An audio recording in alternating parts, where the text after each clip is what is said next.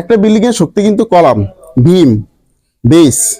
তো বিল্ডিং এর শক্তিতে যদি আপনি আঘাত করেন তাহলে বিল্ডিংটা কিন্তু ভবনটা কিন্তু দুর্বল হয়ে পড়ে। এটা কিন্তু স্বাভাবিক।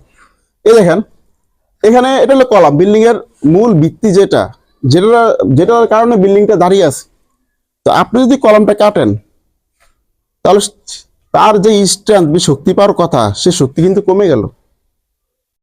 এখানে ঢালাই, এখানে কলামটা কিন্তু ঢালাই ছিল। এখানে এই যে দেখেন স্যানিটারি মিস্ত্রি এখান দিয়ে 5 বিস কলাম কেটে 5 বিস, যেটা কিন্তু মারাত্মক অন্যায়।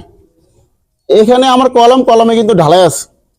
তো ঢালাই কাইটে আপনি যে 5টা নিলেন, আপনি এখন 5 এর উপর দিয়ে আস্তে দিলেন, কিন্তু এখানে আপনি ঢালাইটা আমার 1.5 ইঞ্চি ক্লিয়ার কভার আছে।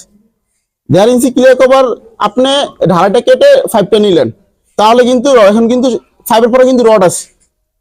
এখন আপনি যতই আস্তে করেন, এই 5 এর মাধ্যমে কিন্তু বাতাস রডের গায়ে যাবে, এবং রডের গায়ে যখন বাতাসটা যাবে তখন কিন্তু আমার রড কিন্তু একসময় ক্ষয় হয়ে যাবে, ভিতরে রড কিন্তু জং পড়বে। ঠিক আছে? তো এখন এই কলাম কিন্তু ভুলেও আপনারা কলাম কেটে কিন্তু 5 নেবেন না, এটা কিন্তু মারাত্মক অন্যায়।